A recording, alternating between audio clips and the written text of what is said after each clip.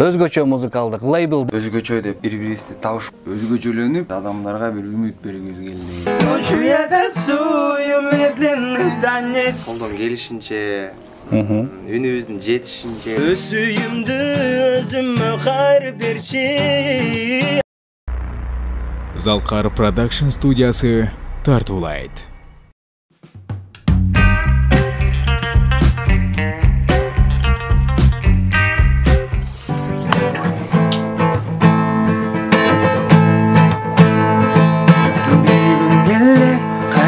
Үмүт берем, катылган сырлардын жолун табуу керек. Бир күн келет, бирге бары келем. Күтүлбөй келген жакшы күткөн келет. Бир туганым келип жүрүп бары бир күн келет. Көз ачып жумганча кызык жашоо өтүп кетет. Ар бир адамга бир күн рызкысы бар. Судай тонук сүйүктүүсү бар. Кадимки бул жаш өзү жомок, жомокту ар бир адам өзүнүн жолун жолдойт. Жамаштансак болот. Маңдайга жазылган нерседен артка кайталбайбыз. Айланада эмне болуп турганын деле байкабайбыз. Тилиnim мен, тилиңи сен, тилиңсең баары келеттердин жараткан нурун төгүп берет. Ойлонуп кадам жасоо керек, адашсаң чыгып калбап пенде бар өз колун келет. Я, бир күн келет. Чөккөнүңө эмне себеп? Жашоо бул аталса, биздин деле бактылуулугубуз жайнап турсун. Бардыгын ол өмүрдө сабыр жеңе бир күн келет. Кайрадан үмүт берет, катылган сырлардын жолун табуу керек. Бир күн келет, бирге бары келет. Күтүлбөй келген жакшы күткөнүң белет. Ооба достор, эч качан үмүт үзбөгүлө, бир күн келет. Ошол күндө баарыбыз тең жакшы тилек менен, жакшы ой менен ушундай чайдын үстүндө жараткандын берген бир күнүндө ушундай таланттуу жигиттер менен отурабыз. Кел чай ичели. Бүгүн бизде конокто өзгөчө музыкалдык лейбл дал ушул бир күн келет сериалынын саундтректеринин жаратуучулары бүгүн бизде конокто. Кененирээк чай ичкичекти маек курабыз.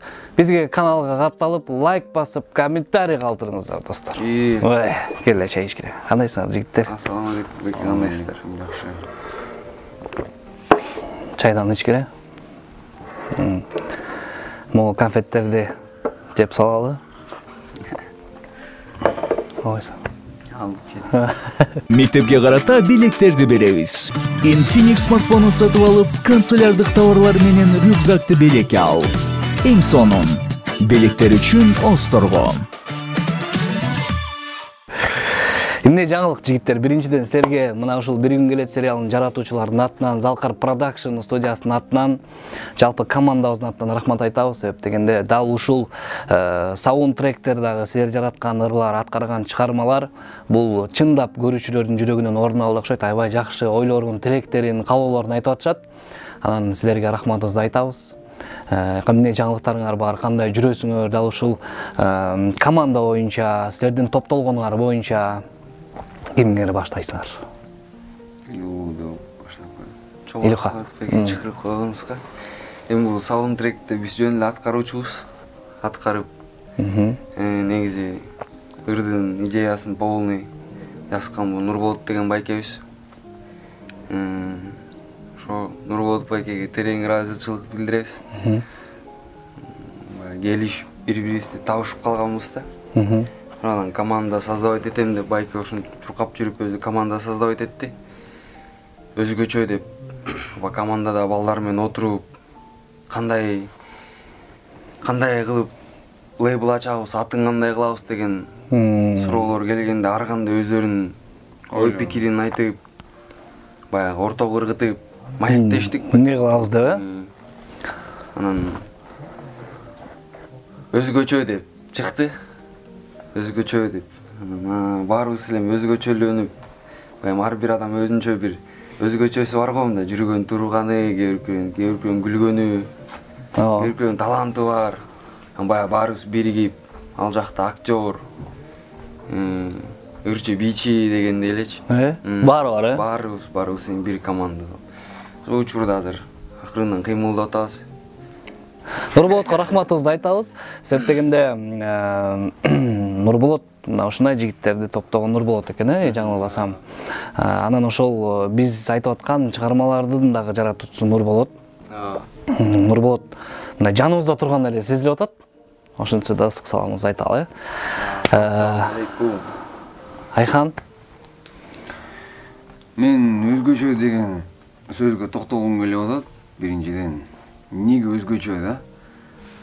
Биздин эң биринчи эле ой максат, эң биринчи эле оюбуз ошол өзгөчөлөнүп, биздин ыр менен, биздин кайрыктар менен жеткизиш керекпиз да. Мисалы азыр ар кайсы жакта ар кандай музыка да, мисалы музыканын түрлөрү бар. Анан ар ким ар кандай жеткирет да музыканычы. Биздин случайда биздин, например, ошол азыр эле ырдап өткөн бир күн келет деген сыяктуу музыкалар менен биз адамдарга бир үмүт бергибиз келди. Келет да негизичи до конца эле. Үмүт бергибиз келет, жашоого бир жаңы түшүнүктөрдүн маңыздарды ошол биздин обондор менен, биздин үнүбүз менен кайрыктар менен жеткизиш керекпиз да. Жакшы ойлор менен ошол адам угуп, кадимкидей өзүнө бир пайдалуу бир таасирин алыш үчүн да. Ошон үчүн өзгөчө деп мен кабыл алам да терең. Рыся? Биринчи эле сиздерге чоң рахмат, ушинтип бизди студиябызга чакырып, жалпы Залкар Production YouTube каналынын көрүүчүлөрүнө ысык саламыбызды айтабыз. Сиздерге да рахмат, ушинтип студиябызга чакырып, маектешкениңизге. Бизде жаңылык буюрса иштеп атабыз, колдон келишинче, үнүбүздүн жетишинче дегендей иштеп атабыз. Буюрса өзүбүздүн максаттарыбызга болгон бир жакшы бир кадамдарыбызды таштап атабыз. Анан буюрса дагы жакшы бир чыгармаларды чыгарабыз. Анан дагы саундтректер жазып атабыз. Дагы буюрса бир күн келет. Жалбарып жаздан тилеген, жалгызым жалгыз билемин. Жан музам күсүн толгойт, жандаймын көзүм тойбойт, жазаңа даярмын мен. Кызганып кыялым бузба, кызыгып куру сөз сузба. Кылымдан курап берем, кыйраса улап берем, кызылдын гүлүн терем. Аячы, сураным сенден, суранамын, өсүйүмдү өзүмө кайрып берчи. Аячы мени, аячы, өсүйүмдү өзүмө кайрып берчи. Özüme kayırıp geçi.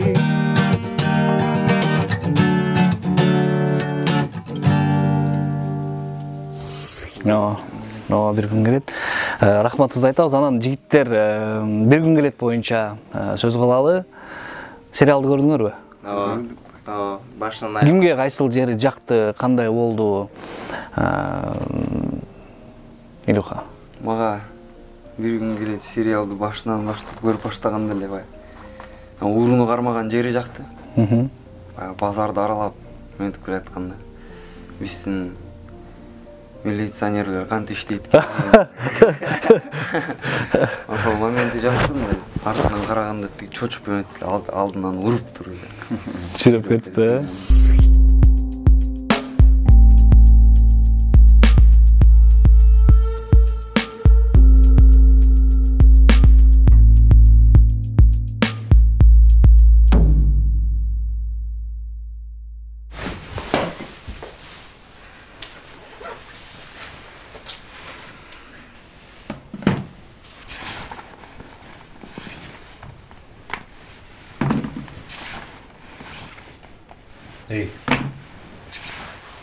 Карачы эмне деген адамдардын убалына калып атасың. Ушул убалдын экенин билет дейсиң да. Ал көбүнчө тилекке каршы дудук кала экен. Сүйлөй албай. Сүйлөй албайт экен. Ошол жери жакты абдан. Анан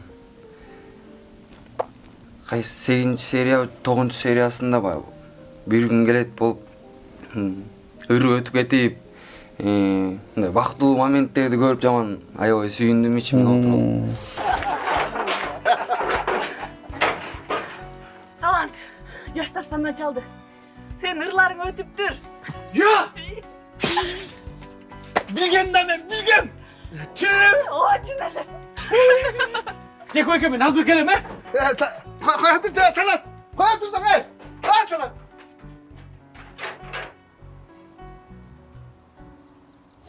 Ичинде эле бир күн келет экен деп ишендим да, толук ишендим ичимде. Ошол жерлер жакты.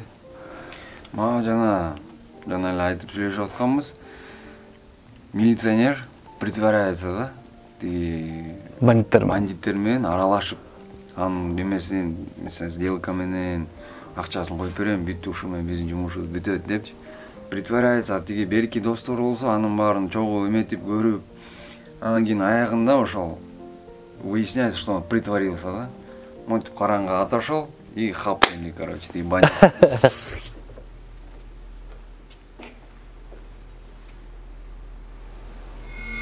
Балбан, сен экөөбүздүн ишибиз эч качан бүтпөйт.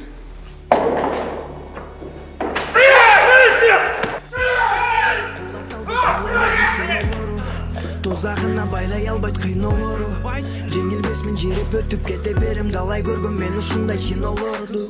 Өмүр жазат мага түрлү чыгарманы, ыйыда бар. Ошол жеринде бир философияны мен түшүнө алдым да, жана да айтып бердим, өтө жакты ошол жери мага. Анан албетте жана аягындагы негизи башынан аягына чейин эле эң таасирдүү жери ошо иманга умтулуу да. Иманды жакшы берген да, аябай терең берген да. Ырлары ошол сериалдагы да ырлар жана Я Хабиби деп, Я Мухаммед деп берип атат да ырлардычы. Өтө жакшы таасирдүү нерсе да. Рахмат. Ошол жери жакшы. Прися? Мага болсо ошол мындай творческий адамдар, мисалы, адамдардын ошондой бир мамлекеттен болгон бир неме жок да. Мындай көңүл бөлүү дейби, мындай жок. Анан баары эле мындай общежитие, жатаканада жашашат. Ал жатакананын дагы мындай условиясы жок, ошондой жерде жашашат. Ошону көрсөткөнүңөр жакты ма? Ошол жери өтө кандай болсо ошондой көрсөткөн. Ошондой, ошол общага, ошол жатакана, ошол жерде жашашат. Кыргыздын менмин деген, кыргыздын көрүнүктүү актерлору, бул маданиятка эң чоң бир эмгеги сиңген адамдар ошондой жерде жашашат деген көрсөткөн мага өтө жакты ошол жери. Чындап ошондой кылганга аракет кылдык. Силер жөнүндө, жалпы биз чыгармачыл адамдар жөнүндө көрсөткөнгө аракет кылдык да сериалда. Анан эми ошол биз деле ошол бир күн келет сериалын тартып бүтүп монтаж иши башталганда чындыгында кандай ырлар жазылат, кандай саундтректер болот, биз көпкө ойлонгонбуз. Бирок Кудайга шүгүр, жараткандын буйругу менен Залкар Production студиясына ушундай өзгөчө музыкалдык лейбл кол сунуп жардам берди. Муну ачык айтып коюшубуз керек. Буга биздин ортобузда көпүрө болгон, дал ушул сериалда администратордук кызматта аркалаган, азыркы учурда бизди тартып аткан кармандардын бирөөсү Чикаго Байкингер менен силер менен жолугуп, бүгүнкү күнгө чейин мындай жакшы иштерди пландаштырып, дагы жаңы тасманын үстүндө иштеп атабыз.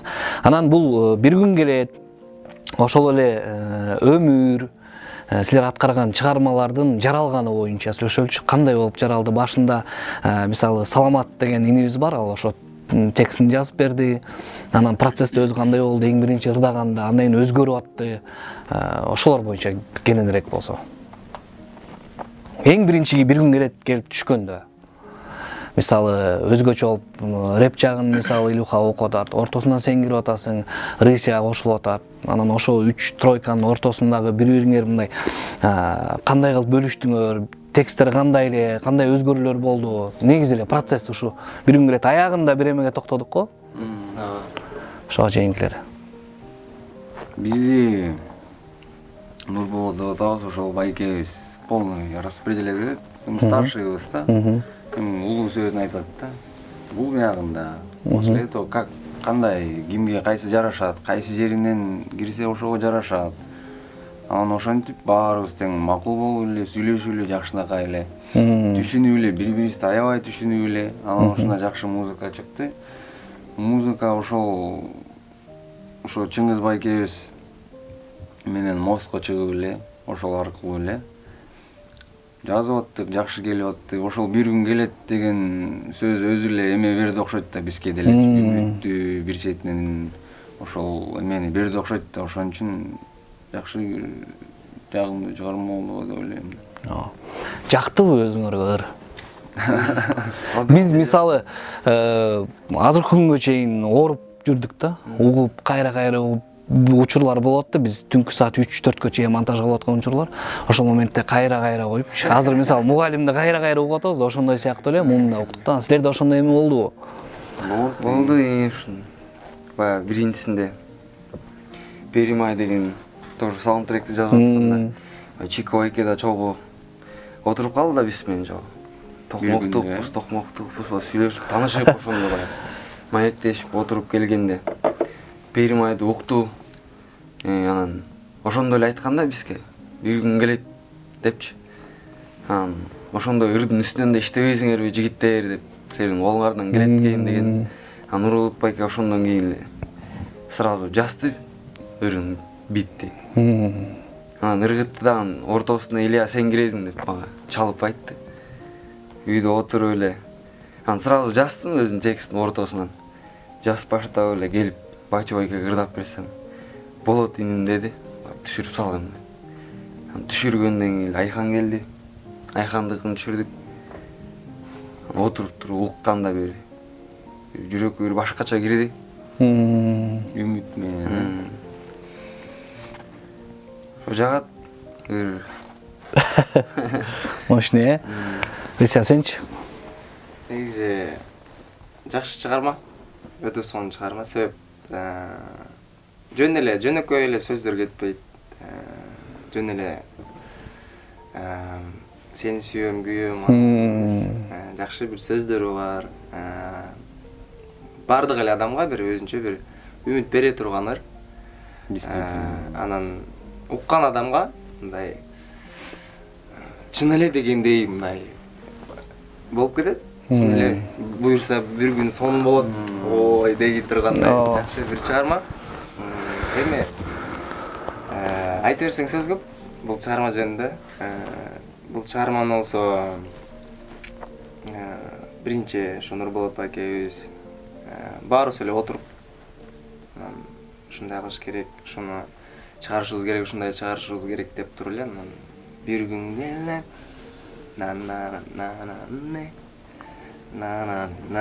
болду. Ошо менен эле буюрса жакшы бир чыгарма жаралды. Эми буюрса дагы ошого окшогон чыгармалардан көрүп чыгарганга аракет кылабыз. Ооба, сөз түрдө. Биз да күтөбүз.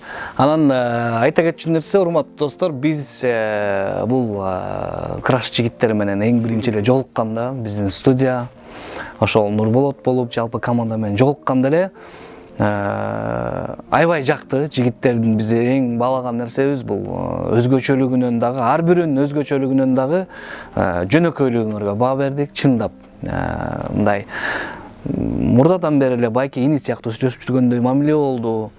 Дароо эле биз мына ушул чыгарган чыгарманын үстүнөн иштеп баштап, анан клип боюнча чогуу жүрүп калдык. Ал жакта дагы мындай негизи эле бул сериалда көп мындай нерселер мындай жардам катары келип атты да. Моменти менен. Мисалы, клип тартып атканда деле билесиңер кандай учурлар болду. Бир күндө биз 2 клипти бир күнгө коюп тартканбыз. Анан бир туруп жамгыржап, ошол кадрда негизи мындай радуга болуп берип, жамгырдайм билесиңерби, мындай талаага чыгып алып элечи. Ошол жөнүндө дагы сүйлөшсөк болот. Клип боюнча. Мага клип башынан баштап эле мындай мен ойлогом бир 2 клипти бир күндө тартып албайт окшойбуз депчи. Созулуп кетет окшойт деп ойлогом да өзүм. Анан кийин мага клип тартып атканда бир күн келет деп тартып аткандар поезд өткөн жак Поезд токтотту дейсиң биринчи. Момент жак аябай жактым ага. Поезд келип өзү токтоп берип. Сен бары келеттер тең жараткан нурун төгүп берет. Ойлонуп кадам жасоо керек. Адашсаң жууп калба менде бары өз колуңан келет. Яу, бир күн келет. Анан айдап кетип. Ошо. Клип аябай ийгиликтүү болду, аябай моменти менен келди. Ошол жана эле айтып аткан ошо бир күн келет моменти келди да. Иштеп атканыбызга, үмүттөнүп атканыбызга ошол жараткан Аллахты өзүнүн бир эмесин берди да. Күн дагы бүркүлүп турган, аяктан бир кадр кармоо. Ачылып кайра сон болуп тийип турду, аяктан кармоо болду. Канча кууласаң да кайра туруп камыңгын. Тагдыр айткан жашоо кыйын деп. Ошондой болду, ийгиликтүү. Сөзүң аралжы Айхан. Ошол клипте карасаңыздар, Айхан ырдап аткан моментте артында капкара булут болуп турат. Чөкпөгүн эмнесебе жашоо бул өтө кыска биздин беле. Анан кайра Илюха ырдап аткан моментте таптакыр башка атмосфера. Анан кайра үчөө биригип бир күн келет ырдап атканда ал жакта таптакыр башка радуга бар. Көргөн күндөргө эгер шүгүр десе бир күн келет бириге бары келет. Анан ошо клиптен аягында бир эле эме болуп калганы Айхан жалгыз таштап кеткенсиң. Монткен боюнча эле калып калган да.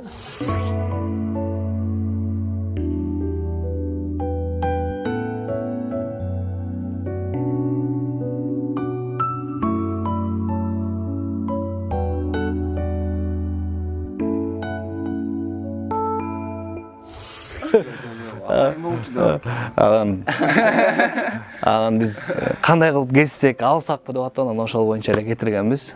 Бирок ошону алып коюш керек. Рыся.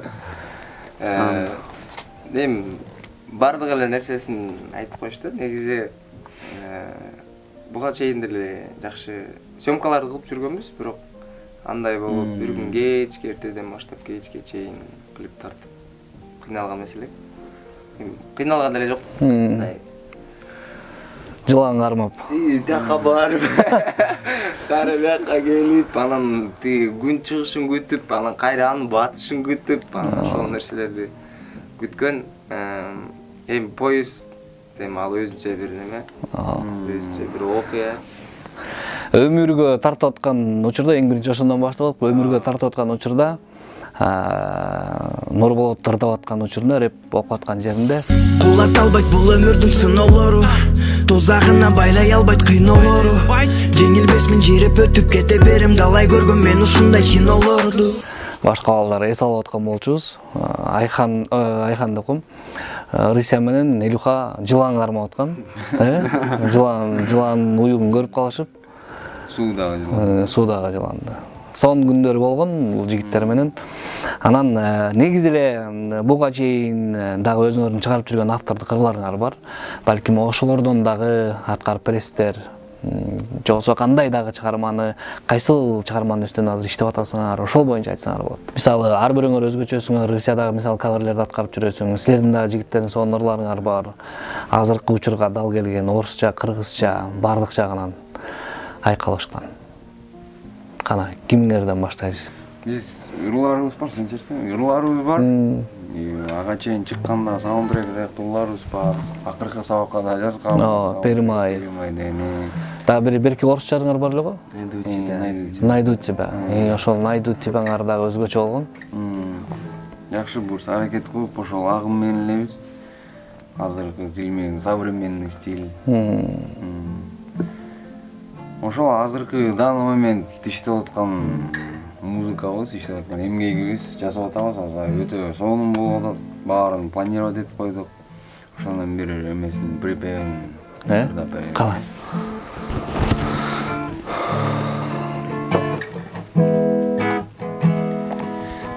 Я танцую медленный танец, луна так сияет, со мной моя тень, тебя рядом нет. I feel very bad, я буду жить без тебя, вот мой ответ. Ночью я танцую медленный танец, луна так сияет, тебя рядом нет. Я буду жить без тебя, вот мой ответ. Помнишь, моя любовь, тихий ветер, темная ночь. Мы с тобой одни, с нами только одна любовь. Я беру тебя за руку и шепотом тебя люблю. Обнял меня в ответ, я тоже люблю. Где ты, малая? Ты мне искать, жизнь моя идет прямо в печаль, это больно жестоко.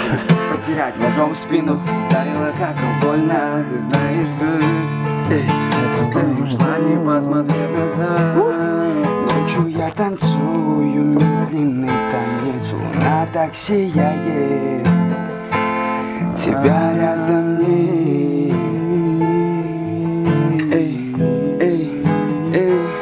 Ночью я танцую медленный танец, луна так сияет, со мной моя тень, тебя рядом нет.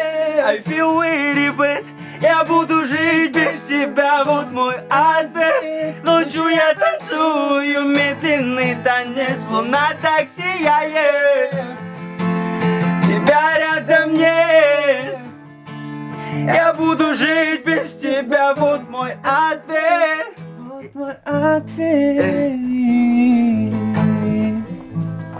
Могу жери жакшы болуп турчу я. Келип чай ичкиде тамагы угуп калган жокпу я. Жакшы, бул чыгарманын аты эмне? Медленный танец. Медленный танец, бул жакында эле чыкты. Жок, ушул иш жүзүндө да. Ушуну иштеп атасыңар азыр, Бул силердин ушул чыгарып аткан ырлардын тексттерин өзүңөр жазасыңарбы? Өзүбүз жазабыз. Тексттерин толун өзүбүз жазабыз, ошол музыкасын, ошол айтып эле жүрөбүз, айтып келебиз, айтабыз дагы терең ыраазычылыкты ошол байкебизге Нурболот битмейкер өзү.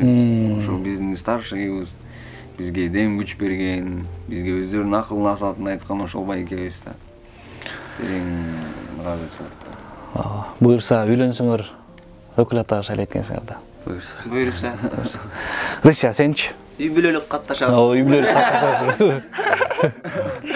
Сенде сенде дагы көп да. Кайсы биринен алып чыгып, жакында клипиң көрдүк, кавериңде. Ырдын Пире Рыспай дейт. Рыспай Абдыкадыров атабыздын.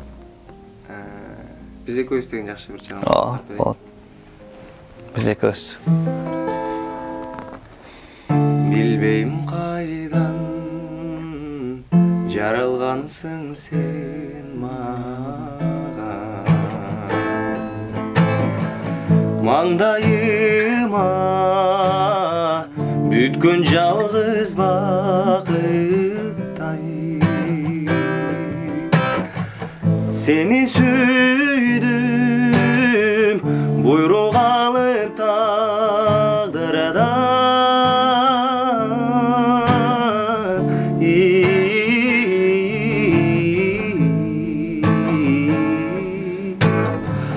Başkalardı, beni sağdadı.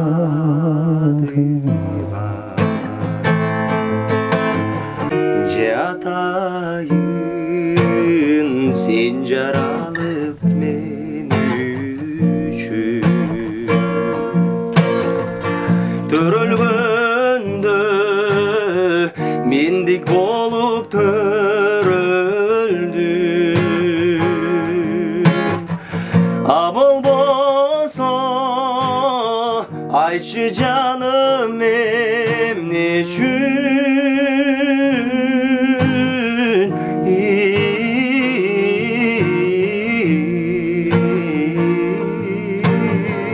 Zarlap tapkan perzendimdey göründü. Uktaganda senin uykun mende var.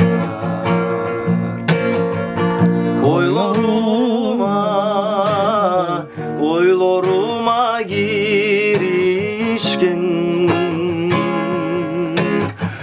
bize köbüz iki sanday barabar.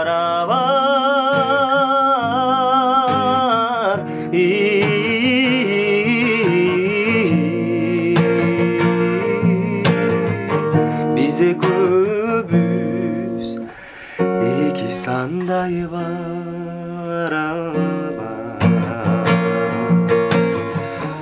Bize kömüz iki sanday var abi.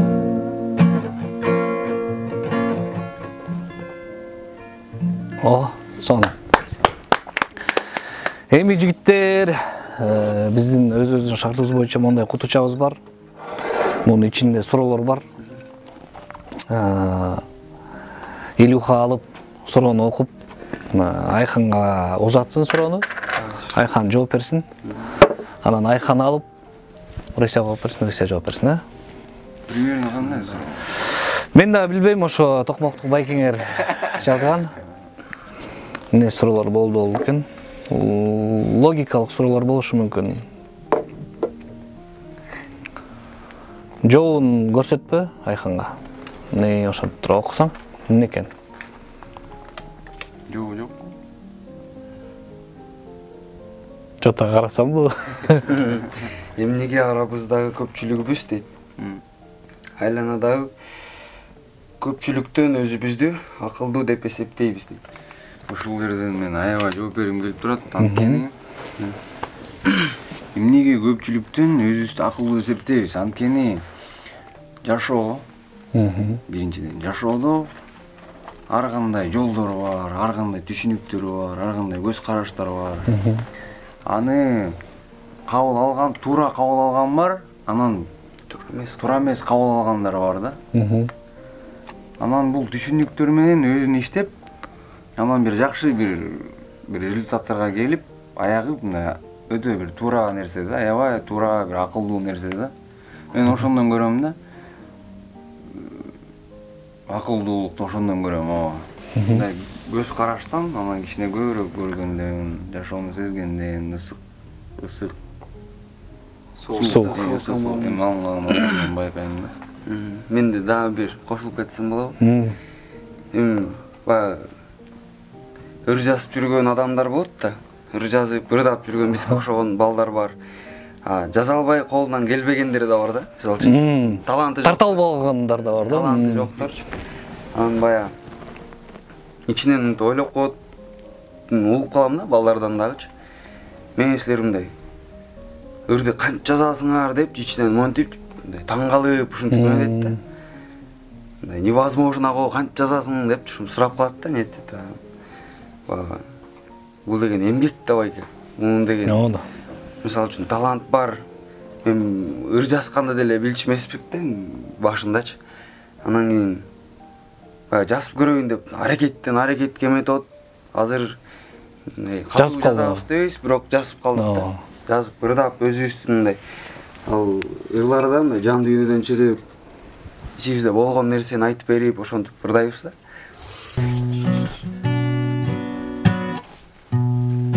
Я найду тебя везде, я уверен, будешь рад мне. Твои глаза, как изобилие, укажут путь к тебе. Но вокруг лишь километр, хочется опять. Но у тебя рядом нету, я не стану ветром. Парень не из гетто, я уйду навечно. Болью бью об темни, тебя не хватало. Травился ядом, и я хочу тебе сказать. Убивался, правда, меня уже не найти. Как бы ни стараться, моя душа, ты мое сердце рвала, лгала. Я найду тебя везде, я уверен, будешь рад мне. Твои глаза, как изобилие, укажут путь к тебе. Даже в темноте, даже в темноте.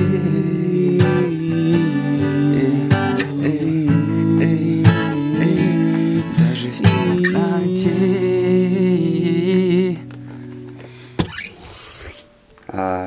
Биз өзүбүздү кыйын деп эсептейбиз, мисалы үчүн. Ар бирөө өзүнүн кете турган жолу бар да. Ошол жолунда ийгиликтүү кыймылдап койсо, ал анда мыкты киши да.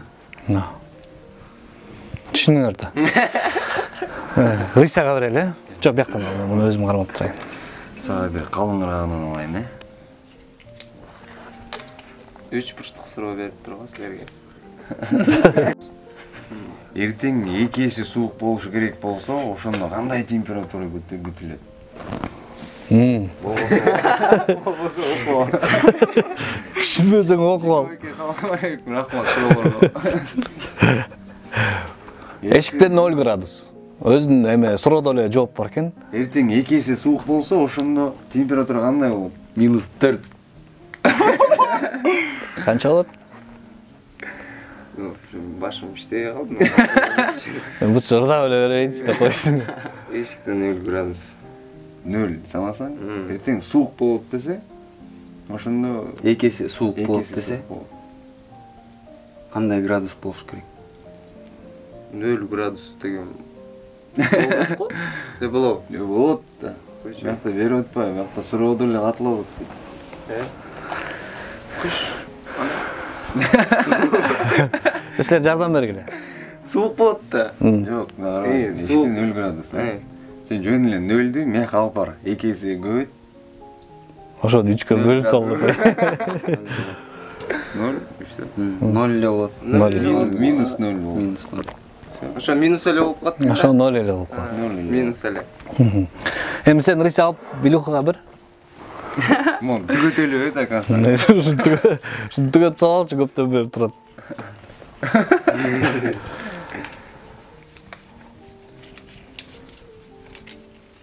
Не дейт? Жол көрүнбөй жатса, эмне үчүн машинада радиону өчүрөбүз дейт.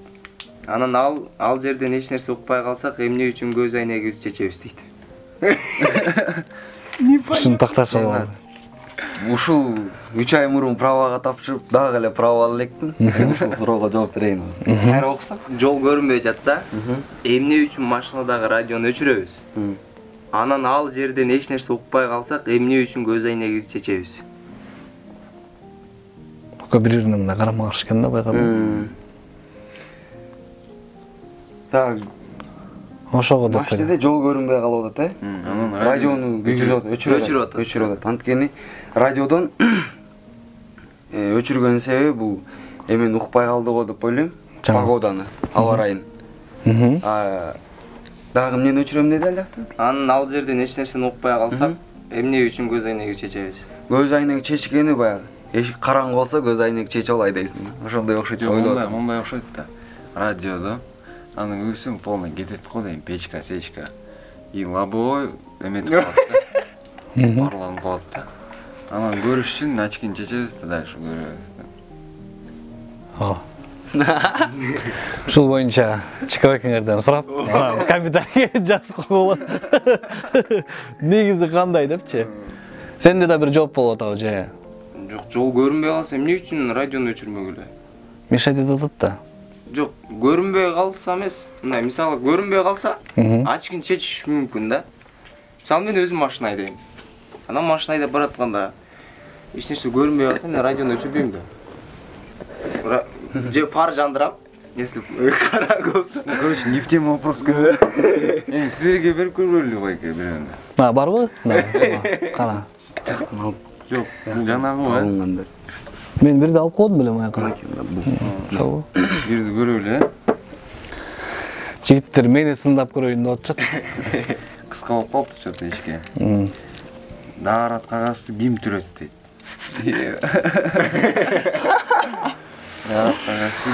Даарат кагаздын негизинде бул суроого 2 жол бар экен да. Түрө турган станок бар өзү. Негизи кыска эле. Кыскасында. Анан экинчи вариант бул жана делать нечего болгон адамдар барбы? Ошолор турат да экинчисин. Үчүнчүсү болсо жанакындай мындай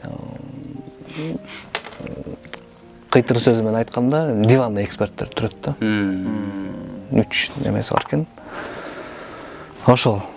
Бүгүн бизде өзүңөр көргөндөй өзгөчө музыкалдык лейбл жигиттер. Силерге чындап рахматыбызды айтабыз. Биздер менен коштошпойбуз. Себеп дегенде азыр дагы мына эмне деген тасманын үстүнө иштеп атасыңар? келечек деген. Ошол келечек үчүн, кыргыз маданияты үчүн, кыргыз музыкасы үчүн биз билген таланттуу жаштардын бирөөсү мына ушул топ. Ошол себептен дагы биз сиздер менен чогуу биргеликте дагы ушул элибиз үчүн жакшы чыгармаларды, жакшы кинолор жаратабыз деген ишеничтебиз. Рахматыбызды айтабыз. Анан эркин микрофон берели силерге.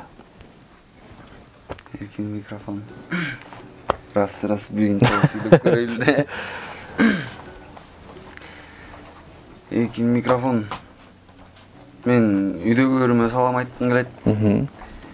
Үйдөгүлөргө, байкеме, мамама, папама салам айткым келет, жеңеме. Биз менен иштешип аткан Нурболот деген байкеге салам айткым келет.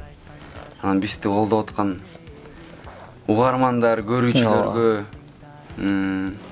баарыңыздарга чоң рахмат. Ушуну колдоп берип атканыңыздарга. Буюрса, алдыда көп иштер бар байке бизде.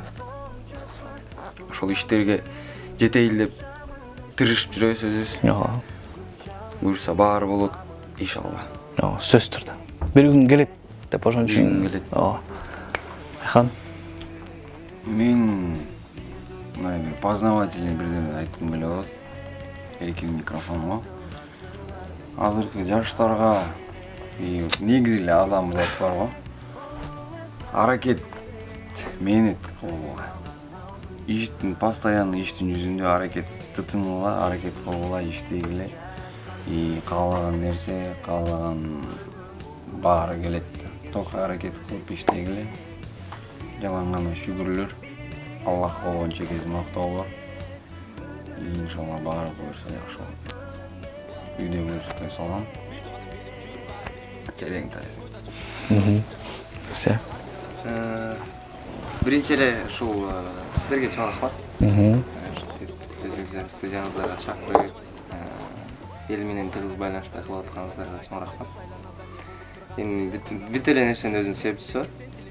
Өзүнөн өзү болуп калды. Сиздер менен тааныштырган Чикаго экөөбүзгө рахмат. Чикаго экөөбүз менен Чикаго байкебиз менен дос болгон Нурболот байкебизге рахмат. Ушул биринчи эле сиздерге чоң рахмат. Нурболот байкебизге рахмат. Анан ушу бизди колдогон, биздин ырларыбызды, биздин чыгармачылыгыбызды жакшы көргөн, сыйлаган инсандарга чоң рахмат. Буюрса дагы жакшы бир чыгармаларды аткарып, жакшы бир чыгармаларды чыгарып, ушул элибиздин, кыргыз элибиздин бир жакшы көргөн уулдарынан болобузго деп ишенебиз. Баарыңыздарга чоң рахмат. Биз да рахматыбызды айтабыз. Эфир башталгандан бери Нурболот деп айтып атабыз. Көрүүчүлөргө деле кызык болуш керек. Ал ким, кандай жигит болду экен деп мына астынан сүрөтүн чыгарып койдук. Дал ушул жигит, мына ушул команданын үстүнөн караган, ушул чыгармаларды чыгарган жигитибиз. Сүрөтү мына астыбызда турат. Да бир жолу рахмат. Анан жигиттер, кичинекей бирок өтө чоң көңүл менен берген белегибиз бар. Бул китеп. Өзүңөр билгендей китеп берген жакшы көрөбүз. Жакшы бир таасирин тийгизет болуш керек, пайдасын берет болуш керек деп тилек кылабыз. Айткандай эле коштошпойбуз достор. Келечек тасмасындагы саундтректердин жаратуучулары дал ушул жигиттер. Буюрса ал чыгармаларды дагы жакын карада көрөсүздөр. Чайыбыз ысык болсун, мамилебиз ар дайым тыгыз болсун. Коштошпойбуз. Кел чай ичели. Салам алейкум.